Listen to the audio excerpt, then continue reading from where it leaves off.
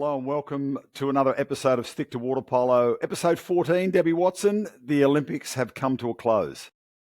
Oh, I know. I'm feeling a bit grey like the skies, actually. It's just such a mega event, and we gave it all as spectators and cheerers. We gave it all just like our teams did. And closing ceremony's over, and here we go. One last episode. Yeah, I just want to apologise. We did try to do an episode yesterday after the women got silver. Magnificent result for our Aussie Stingers.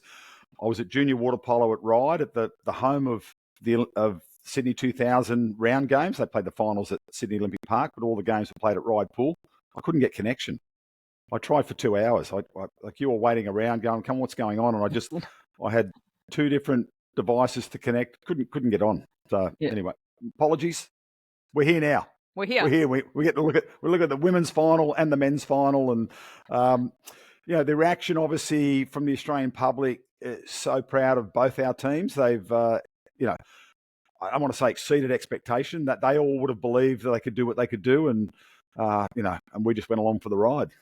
Yeah, aren't we lucky? I mean, that's part of what makes the Olympic Games great, is not only that you're doing it for yourself, but you're doing it for your sport and your country and your family and your friends, and you get to take everyone with you. And if you did that sort of thing on your own, it just wouldn't have that same impact. So, to take everyone and embrace everyone in that whole, in the whole campaign is just incredible. So yeah, we're super lucky, and wow, what a result. Well, after midnight, 2 nights ago, it feels like a week ago, but 2 nights ago, I've actually had some sleep, so I'm good. First world problems, not getting enough sleep. But I did, our correspondent in Paris, the great man Noel Harrod, he was in venue, and let's have a quick look here. It goes for a couple of minutes, but audio's not great, so we've got captions. Have a look at this reaction straight after the gold medal, up the gold medal final. Okay, Noel, we're live, buddy. We're outside the stadium. You're in I can barely hear you. The noise is pretty loud. Yeah, no. Greatest I can't hear it all, mate. So I think I'll just talk. Amazing game, fantastic. To be honest, the better team did win. Not everybody happy with that, but it was true. They're slightly better under pressure than us. Conversions, Spanish goalkeeping is unbelievable. Amazing. Great. The crowd's gone crazy. Half the people here are Spanish.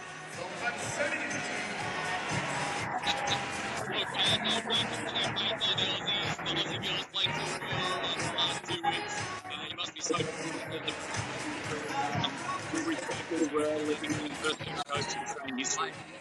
I honestly can't hear you guys. I can see you talking, but I can't hear you. The noise is amazing. Absolutely amazing. So, gave you a big presentation. And the next game, our boys are playing the 7th in about an hour and a half. So it's a good ticket to get. Beautiful. Yeah, so they've done well.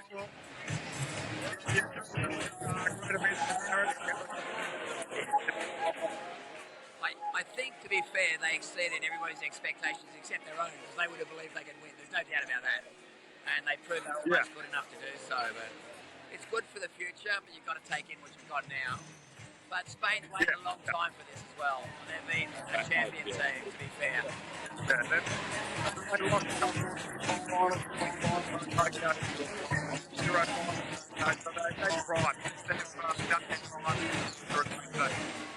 got no idea what you just said, by the way.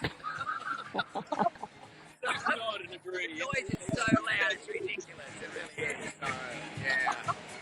So it's good. People at home should be proud of them, actually. Very proud of what they've done. And let's hope the boys can now get up as well. So, yeah. Atmosphere is amazing. So, that's sort of the last game today, but tomorrow I just popped a ticket to the basketball to watch Lauren Jackson's last ever game for a bronze medal. So, pretty special week of being here. So, yeah. Okay. All right, mate. Take care. All the very best. Au revoir. Well, there you go, Dad. There's Noel. I mean, the audio wasn't fantastic, but we put the captions on there for you.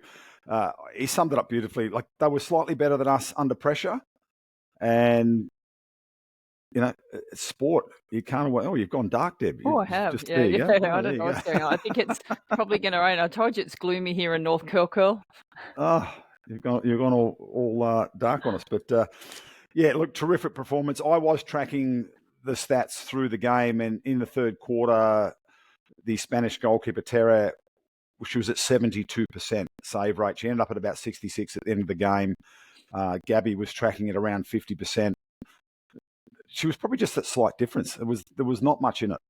Yeah, it was really incredible game. Both goalkeepers were phenomenal, and you could tell, the Spanish were a bit rattled by Gabby as well because they just tried to shoot overhead like for the majority of shots, and just trying to really keep her guessing with where that ball was coming. And the Spanish goalkeeper, wow, she was Therese, she was just absolutely brilliant.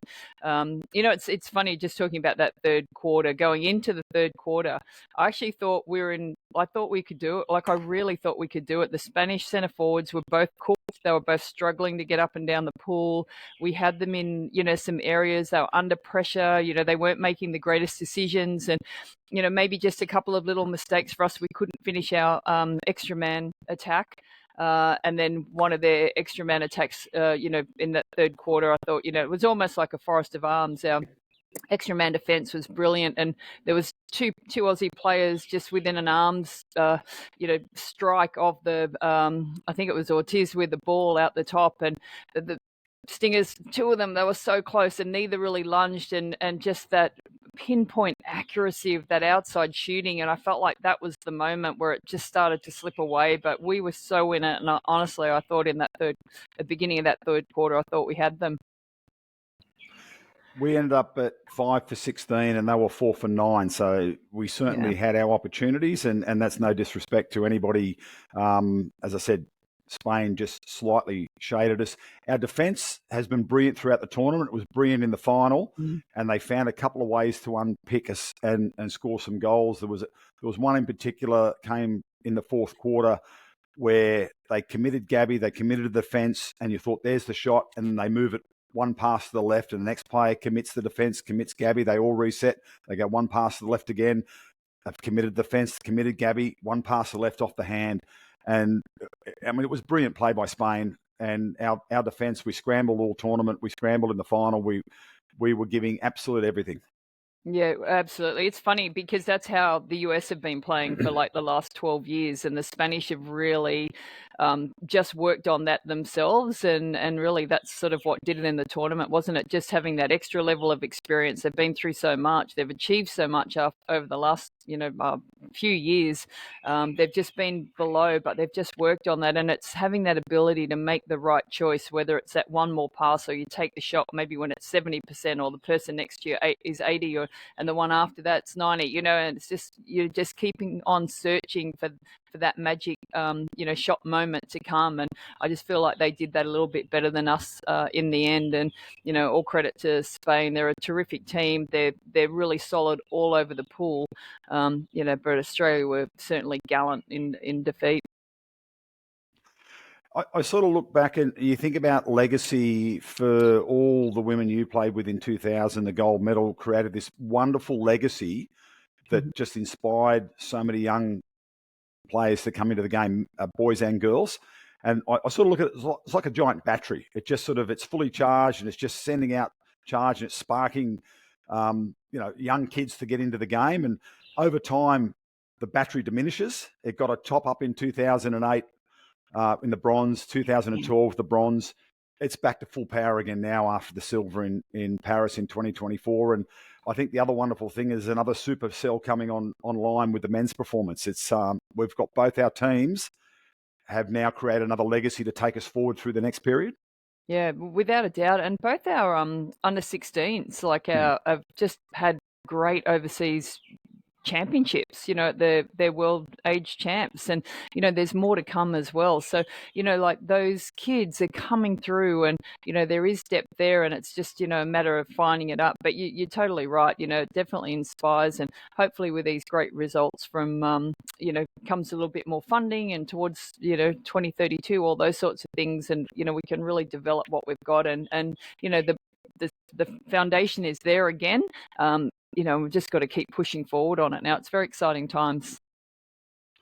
I think we're lucky that 2032 is on the horizon, because for the men, coming 8th, the bean counters back in Canberra will just look at that as not being successful. They won't look at the way they went through the tournament. They won't look at that they lost by 1 goal in a semi-final, in a quarter-final to go to a semi-final. They'll see it as, well, they didn't finish in the top 4, so they weren't successful. But that is so far from the truth. Yeah, so far. I'm not 100% sure it's as black and white as that. I hope it's not these days. When we look at the US men that we lost to by 1 in that game to go into the top 4, it was that the goalkeeper, Adrian Weinberg, he was just outstanding. And, 1 goal was, would have given us the draw and then the opportunity for penalty shootout. And, I don't know. It's very frustrating. I actually feel very sad for the boys that they then had to play that 5th to 8 classification. I know we talked about that in one of the earlier episodes, but it would have been brilliant for us to have finished on that high with that level. To go and play those other games is really difficult to get yourself back up, especially when your final game was against Italy after, the controversy. I suppose they'll probably, they would have not only been thinking about that particular game, but which Italy was going to turn up. And, it was a really like a cruddy way for the boys to finish, not as in their performance, but just that whole situation of, and, their level that they rose to in the rounds was absolutely phenomenal. And the challenge for the boys is going to be, that's the new bar that they've set now, and they have to, that's got to become their new normal, and they've got to get used to their new normal, and then they've got to push it another rung up, and they've just got to keep on doing that. And, hopefully we've got some, great juniors coming through, which I know we do. It's just a matter of giving them opportunity and, picking the ball up and running with that now as well. Well, I certainly hope the funding model has changed, because I think about 2019 World Championships, we should have got a penalty and a chance to win a game to go through to the top 4. Referee error, and again, it was when they first brought in the change of the rule around front water, centre forward, or a player attacking the goal, and if you're holding the ball and they foul you, it's a penalty. And for years and years and years in water polo, for the people that don't know, if you were holding the ball in front of the goal and someone chopped your arm, that was just play on. So that rule changed at the World Championship. The referee made an error. They got suspended. The 2 referees got suspended for 6 months. And again, they were under a stupid amount of pressure, having to try to change what you thought or how you refereed a game for your entire career. To change it at a World Championship was really tough ask. So, that's history, but we lost funding over that because we didn't come top 4. So the boys lost funding going into Tokyo. So I just hope that model's changed, because, this is a really, really good team, a really good Australian men's team. Yeah, without a doubt. Yeah, I hope so too. The future is definitely bright. And, I'm no doubt there's going to be lots of our players heading off overseas, men and women, over the next, probably 2 years to go and earn some cash, but also to get some great experience and, mix it with the best on a weekly, playing on a weekly basis, international polo, really, living, breathing, eating, loving water polo. What a great opportunity, to get over there and further develop your skills. The US men, it took them about 2 cycles to get all their players into Europe. Let's get the results up now. They defeated Hungary in the bronze medal, and I'll just get that up there for you. There it is there. Well, it's men's and women's results. So we'll just concentrate there on the bottom slide at the moment. Just hang on, what's happened here? Whoops. Silly thing. It's gone. There we go. It's up there now. Yeah. So Hungary, USA, as I said, took them a couple of cycles to get all their players into Europe in the men, and they got up there 3-0 in the penalty shootout in the men's bronze medal game overnight. I can't believe Hungary missed their penalties. They hit the post. I mean, Weinberg again was forcing the shots wide because he was enormous in the bronze medal final. Yeah, it was incredible. 2-love, wasn't it, at one stage? Yeah. It was. I think I sent a note to you. It's un-Hungarian. Yeah, no, it was absolutely phenomenal. But Weinberg, wow, he was just all over it. And yeah, has that ever happened before? Will it ever happen again with the Hungarians? It was really remarkable. And yeah, the US have put a lot of effort into, as you said, getting all their players in Europe, and just that battle hardened, and just, knowing just player knowledge, the player IQ or game IQ against your opposition as well, playing them so often. And yeah, it certainly paid dividends. It was, I think it was a surprise, obviously, for me, that the States ended up with the bronze. Well done to them. And the women for the US missing a medal for the first time in women's water polo Olympic history. The Netherlands, again, you've got to go back to the 2008 loss. Danielle de Bruin, 7 goals. Van der Sloot, 6 goals in the bronze medal playoff. Scores a goal 0.01 seconds to go in the game to sink the US. It was the clog crunch. It was the windmill wipeout. I don't know, whatever you want to say. They didn't shut her down. Similar to Alice Williams against them in the semi-final. They, unfortunately for them, great for us, great for the Netherlands, they didn't react. Yeah, it's interesting, isn't it? You think when you're, as a head coach, you're looking at certain things, and you really do need your assistants to be helping you with those sorts of things as well. Like sometimes, you're just caught in the moment, and you've got, you're trying to work everything out, and sometimes you just need that assistance. We talked about this the other day as well, just how important that is to have other people that can, wave a flag for you, and, just, they would have had tactics for that. But in saying that, though, United States, what did they have? 7 Olympic debutantes, was it? Or was it even higher than that? 7. That's a lot. They've been an absolute powerhouse for so long.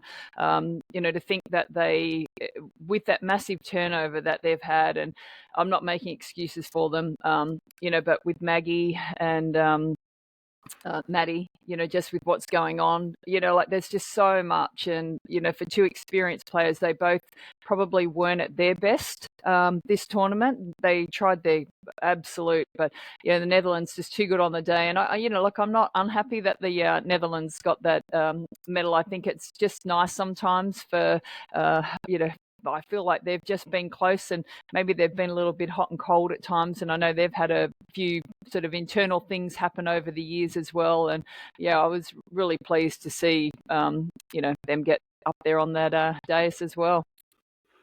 I did send a note to Adam Krikorian, because I have got to know him over the years, and I in a way, I sort of commiserations for not getting a medal, and thanked him for the work that the US have done, because they've always been a benchmark and they haven't come back to the field. I feel like the rest of the world's got better because of the US level, and all the teams have got better, and they've got closer and closer, and they've nipped at their heels for the last couple of years, and a couple of teams have gone past them now. Yeah, I think so. I think they'll be back. Like, they're not going to be sort of. They're not gone. They're not gone. No. And with Adam, just what you're saying, what a generous man he is. He's always so respectful to water polo, I think. And when he's been out to Australia, he's always been, made himself open and available to talk with people, to present for us. Like he's always been very warm and engaging with our with our crowd. So I think he's done an incredible job. Will we see him again? I probably think not, but yeah, he's had a remarkable career, and he's done an incredible job for the US. I didn't go there, and I don't want to share the personal conversation, but he was just summarising, the expectations were a little bit too much for his teams in this tournament. They couldn't quite get there. Very complimentary of the way Australia played. He said, they were fantastic, played freely with a consistent determination, and really impressed by them. So, he's probably, like, the way he presents his teams and the way he conducts himself is to me the gold standard on how you are as a coach and how you present the sport. Yeah, I think also too, there was a stage where women's water polo got ridiculously heavy. It was so heavy, so thuggish, so slow, so, the athletes were just, that's what they were being trained to do. And I feel like the US broke that cycle. They might have actually, they had some very big, strong girls, and we tried to compete with them by the wrestle, and it really just bogged the girls' game down for a long period of time. And I feel like Adam broke that mold. He then, as the leading coach he was, and still is, he broke away from that, and he got the became more about finesse and working and driving again, and like searching for that next pass. So I think he really has had a massive influence on women's water polo. Has indeed, and of course, after the South African coach, Delaine Mentoor, the first female to coach at the Olympic Games back in Tokyo, and now we've had Bec Rippon, and the Greek had a female coach as well. So great success. It's not before time. I mean, it's fantastic, and there's so many great female coaches, and to have them, coach in Olympics, and for Bec in particular, first time female has led our national women's team, and to take them the silver medal. Yeah. It's phenomenal. Words can't describe. I think it's Bec's the first female coach to have won an Olympic medal as well. I'm not 100% sure who was, but it's got to be up there. There's only three women have coached at the Olympics. The South African in Tokyo, and then you've got the Greek woman whose name escapes me, and apologies to Greece. She coached the Greek team, and Bec Rippon, she's won a medal. So pretty amazing performance, and it's absolutely, it's outstanding, and she's only been in the job for a short period of time, and it's been incredible. They've done a brilliant job. Again, the calmness on the bench has been a real standout for Australia, I think, and we're sort of making a joke the other day. You've got Bec, Taryn, and Eddie, who are all super calm. But it's what you need. You've got Ice Queen in goals. And then you've got calmness in all the critical positions, and they've done a remarkable job, and really, really well done. And the turnaround, the tour to the US pre-Olympics, at a month, 2 months out from Paris, our results against the US weren't fantastic. We didn't look like we were going to be able to compete. And so the turnaround from that period, I'd love to speak to Bec and the team and just see what the reaction was after the US tour, and what they knuckled down on, what they fixed up, and it's got to be both mental and physical and tactical. I think it's just mental, to be honest. We've had the team for years and years and years. I feel like, there's been plenty of times where we've had opportunity to get medals and we just haven't been able to stick it. And I think the difference is that the girls actually believed in themselves, but more importantly, they actually believed in each other, and they trusted each other, and they thought, my teammate can do this. I don't have to do it all. My teammate can do this too. And just with that simple changing attitude is just what's brought it home, because physically, and we physically are incredible. Our skills, we can shoot, we can do all these things, right? But we just couldn't put it together because we weren't trusting in each other enough. And I think that obviously that's where this whole talk of culture has come, and it was obvious to see that, they were playing for each other here. And, sometimes it takes things to bring that to a head, but they've nailed it. And at the end of the day, that's what it is. They've done a brilliant job. And that's what makes them so dangerous. Yeah. The fact that you haven't, you've got standout players, and we've had players that have, Alice Williams, what a breakout tournament. Shouldn't say breakout tournament. She's been in the team for a while, but she just leveled her game up. But she just leveled up. That was just what she did. We'll get to that in a minute. She's ended up leading goal scorer in the tournament, which is a great accolade. But it sort of doesn't really show that how much work around the team. The leading goal scorer might be the leading goal scorer, but it's all the work everyone else does around her. Yeah, well, the perfect example of that is the USA game, when she was out on 2 fouls in an instant, in that first quarter, and then she wasn't there she came right back towards the end of the game and was out on a third again. So really minutes played in that game were minimal, yet they beat the USA. So that's the belief in each other and themselves that they had, that, if Alice couldn't do it, well, then Zoe could do it, or Bronte could do it, or Tilly could do it. And, like Gabby was, I'm just saying those names, but it was everybody could do it. Sienna Hearn could do it. It's having that belief. Sienna Hearn scores 2 in the final. Not bad. You're going to be pretty happy with that, aren't you? Oh, yeah, so good. Let's have a look at this one.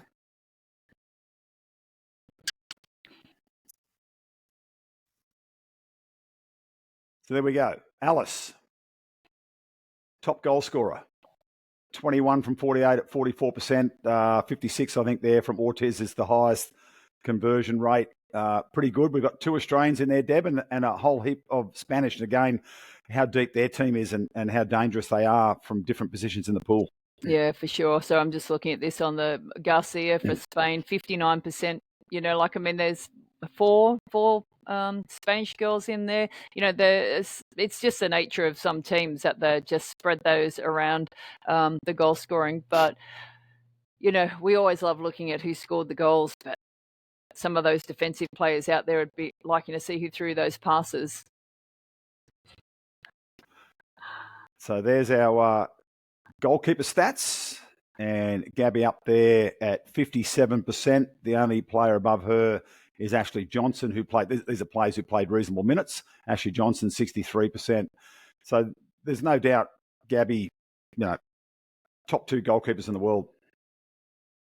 Oh, without a doubt. I actually just got to say, I don't think I've seen such quality goalkeeping amongst all of the teams so consistently as well. Normally you've got 1 or 2 goalies that just stand out, but I feel like Gabby was just sensational. And, the Spanish just had to resort to shooting over a head.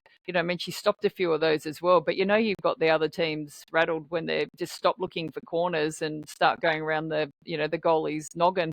But, yeah, Gabby was outstanding. But, yeah, the goalkeeping in all of the teams was just really classy, really classy. It comes back to what I said. When you've got Ashley Johnson, you've got the US at a level, everybody's had to get to be better shooters, and everybody's got to be better goalkeepers all the way around. So, yep. The women's game. Oh, sorry. I was just going to say, the channeling of the ball makes a big difference as well. And I feel like the Aussies really, Gabby made some brilliant saves, but the channeling of the ball and the blocking, I think just makes a big difference as well. Putting the ball where you want it to go, making sure you've got the corners covered, and that goal's big. It's really big, particularly for the girls, in comparison to the blokes whose wingspans can, nearly get from one side of the goal to the others. And, I think that was a real feature. But, yeah, the goalies are outstanding this tournament. Yeah. Team rankings there. Spain and Australia top in action shots in the tournament, scoring a lot of goals. Interesting one over there. We're ranked 8th in centre shots, but what that doesn't give us is the personal fouls drawn, the penalty fouls drawn, the work that our centre forwards did. And Tilly Kearns, we've spoken about her a lot, how much she went in and did on the 2-metre line, got smashed up and won exclusions, won penalties, and set us up for victories. Yeah, even, the round games, I probably would think the ball hardly even went into our centre forwards. And funnily enough, the 2 teams that we probably thought, that would have been our biggest challenges, the Spanish and the USA, which of course they were our best games for getting the ball into the centre forward area. And Tilly and also Danny Jakovic did a great job in the gold medal match too, getting kickouts and being Johnny on the spot there as well for her little flick goal, which was excellent. But, it was brilliant, just so quick. It's those little fast little action arms that she's got going. But the ball went into the into Tilly, particularly in that gold medal match and against the USA. And she doesn't need a lot of space, but the earlier rounds we couldn't even get the ball into her. They sat so far back on her, and just her speed and agility in that when that ball arrives in that quick turn. No one else can do it in the women's game as fast as she does. No, she's phenomenal. I guess a key stat in the game these days is so much of it is 6-on-5. USA led it, Netherlands, Hungary, Spain 4th. So there's your top 4 in 6-on-5 conversion. Super critical in the game, but again, it's the situations in the game and the time in the game where you do score those. It can be super important. Without a doubt, and Australia finishing. If you were looking at that, knowing exactly how important extra man attack is and your success rate, if you look at Australia finished 8th in that, it shows you how well they played in other areas to finish with a silver medal, yet be the a 31% success rate in their extra.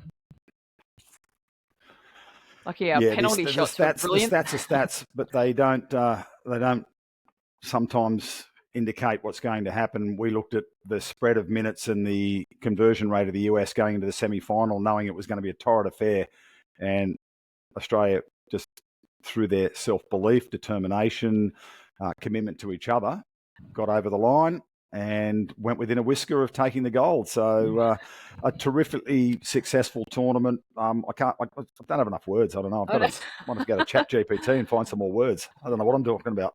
The old Rex Mossop superlatives we need. Blast from the past. Oh, God, no, don't go there. Tautology just strangled English language. But a lot of people won't even know who Rex Mossop is. Yeah, I know. Yeah, no, it was just amazing. It would have taken the girls just a couple of minutes after the game. There would have been that disappointment, when it was 11-7 with only 2 minutes to go. You pretty much knew it was over, and so there would have been that disappointment. But I can only imagine the joy that once you got out of the water and just took that moment and you started to put your tracksuit on, getting ready for the medal ceremony, just how incredibly proud of themselves and each other that they would have been. And they didn't get that moment of jumping around on the pool and their celebration, but they did certainly have that before the US or after the USA's game, and that release of excitement and just emotion was just so beautiful to watch. It was really beautiful. It was, and they would have spent time. Obviously, that you don't get to go to the family straight away because there's a medal presentation, and they like to get that going pretty quickly. So you've been there, you've stood on the medal dais and got the medal around your neck. How's the feeling when you're standing there waiting? It would have been this time. It would have been silver medalist Australia, and they would have stepped up and then their names get read out as they get their medal. You must feel the emotion as well. You must take you back every single time. Yeah, it does. It does. It absolutely does. And it just the joy. It's sort of funny. I had a little message with Arnie Esper last night, and she just having a little chat. She'd just woken up in the morning. I just liked one of her pictures on Instagram, and of course she was at Sydney Uni when I was there, coaching, assistant coaching, and so she very generously engaged in and responded just to my liking of one of her pictures, and she just said to me, "Oh, I can't believe it. How long did it take you to believe it?" And I said, "Arnie, sometimes I still don't believe it, like that we did it." So, get used to that feeling because, and I spoke to Zoe last night, actually. We did a bit of a FaceTime with her, and she was like, I'm like, show the medal. Like, did you just keep on waking up? Like, you keep waking up and you're looking at it and you're thinking, oh my God, like you've done it, you've got it. It's just so incredible. And you just, it's just there. It's just forever, ever there. And I'm just so happy that all of those girls get to have that joy. The Yanks have hogged it for a while now. So it's nice for the Spanish to get that touch. And, a silver medal is a silver medal at the Olympic Games. Like, it just shows you just like the girls know how hard it is to get one of those. And, forever they're going to just be thinking, wow, we did it. We did it, and yeah, it's just so inspiring. It's so beautiful for them. And I bet they've just had another brilliant night at the closing ceremony. I saw a few of the boys on the Charlie Negus got his big bean in the TV at one stage when I had a quick flick at that this morning. And, just the excitement. It's just so beautiful. And I just hope they're really enjoying the moment and savouring it. Yeah, I think terrific for Zoe, Captain Courageous. She's been one of our best through her entire career. Who knows where she goes from here. I hope she continues if the body's right and the mind's right, and she can go a bit further, because she's been one of my favourite players to watch throughout her career. Oh, we just love a workhorse, right? And she's a true captain in every sense. She just would do whatever it took. She would sacrifice her game to fill gaps and do what was needed. And I know she's off to Portugal for a couple of, I think, 10 days holiday with Wendy and Arrow. So mum and dad heading off for a little holiday. So yeah, give her time to breathe. And I'm pretty sure most of the athletes, and I'm not sure about the boys, what they're up to, but I'm sure they're all just going to have a really well-earned rest and recharge of the batteries, and just take some time to really comprehend what they've done and what they've achieved, and just enjoy the moment before they get back into the mundane duties of life. What's it like, to win the medal? Obviously, you're just on this euphoric high. At some point, life returns to normal. It must take some time. You've got to step away. You've been so committed to the Olympic cycle. You've sacrificed so much to get there. Missed, maybe family functions, friends functions, parties, whatever. You just don't go to them. I heard a story about Sienna going to a family function somewhere. She went on the bus, a huge gathering, all dressed up, got there on the bus, went on the bus with everyone, got to the function and went, oh, so I got to go now, I've got training. So she just wanted to be part of it, got dressed up and then went to training. Yeah, so, those and that would be every player would have a story of what they gave up, and what they gave up willingly, and they give up again in a heartbeat. Oh, absolutely. You would give it all up again. But I can't tell you how many 21st, or like weddings, anniversaries, everything. You just give it up. You just don't go to it, and that's just part of it. And that's the sacrifices that you make, the things that are worth it. You just don't get for free. You've got to go through all of that, and I think it just makes it all that little bit sweeter at the end. And your true friends are always going to be there for you, and that was one of the beauties, right? Seeing everyone in the stand supporting both the men's and women's as well. But yeah, it's a huge sacrifice, and those early mornings and late nights, and I think sometimes think about things at different weird times. And I remember for a long period of time, the first thing I thought about when my alarm went off in the morning was, what time can I have a sleep?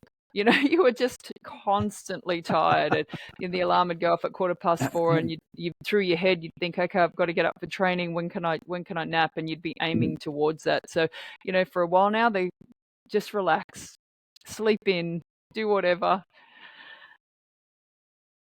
You have to have laser focus, though. You have to have tunnel vision, otherwise you don't get there. And I go back to, I think I mentioned it before, the Cuban wrestler, 5 Olympics, 5 gold medals. And what makes that even more remarkable is he gets to compete for 1 medal. Yeah, some of the other sports, they get multiple chances at each Olympics to win medals. You get 1 chance. Yeah, and absolutely. same with the water polo, you get 1 chance. You don't get multiple events, and that's not taking away from multi medal events like swimming and gymnastics and things like that. I mean, you've still got to be great. You've still got to get up there. You've still got to win. But a lot of sports, there's 1 chance. Yep, there is only 1 chance, isn't there? So, and it can best be, a penalty shootout, just right, the wrong loss. You can have 1 loss in your quarterfinal and finish, 5 to 8. It might be your only loss of the tournament. So you can lose 1 game and finish 5th. Things can happen. And I think you just, in the reflection after the games and after those big events, you've really got to just take the moment to enjoy your achievements and look at what you've done, look at the sacrifices you've made, and thank everyone who's been around you, because you can't do those things on your own either. And look, there's just so much to be grateful for, and you're forever grateful, really. And the three-peat continues. When you look at the Hungarian men, 2000, 2004, 2008, the US women emerge at 2012, 2016, 2020, and then the overlap with the Serbian men, 2016, just getting out of the group, 2020. And again, they've come from the clouds. They can just play in the knockout stage, in the finals, and they beat Croatia and win their 3rd straight gold with, again, a team of a number of debutants. A lot of the big names stepped away after Tokyo. Yeah, it was a phenomenal game, wasn't it, last night? The quality of the shooting and the control last night was just unbelievable. It was just remarkable. To win 1 gold medal is crazy, but to think, that some of these athletes have now got 3 gold medals and joining, that's just hard to fathom that you can dominate for so long. But congratulations, it was to the Serbia. snuck, what was it, the 2 fourth place teams out of the qualification ended up in the gold medal match. Yeah, incredible. And they kept Mandich pretty quiet. I'm just looking at the stats off the side here. Mandich 1 from 6, and Jaksic, I'm trying to find the name there. One of the players just went out, went into hyperdrive there. Milos Chuk 3 from 5. Oh yeah, wow! Wasn't he good? Yeah. And they just scored some incredible goals and just did incredibly well. Kragic for number 9 for Croatia, 3 from 9. He scored some incredible goals. Biac was a little bit down in the goals. They swapped him over, and then he came back and was very good on his second stint in the game. The Serbian goalkeeper was on the top of his game, and again, the goalkeepers are so critical. And I said to Thomas Lasic, the great Australian keeper who writes books about goalkeeping, I said, it's got to be the most important position on the field, because every one you stop is 2 you don't have to score at the other end to get in front. Yeah, without a doubt. And you've only got to look at the teams that have won over the, water polo over the last however many years, for as long as I can remember. The team with the best goalie, usually the gold medalist, and it just makes such a difference, to have that confidence. It's that last line of defense. And, they're obviously very good communicators as well, pushing the defenders around the place and telling them, what to do and what they've done wrong and all the rest of it in training. And it's so important. I love the look the goalkeeper gives sometimes when the defenders let him down.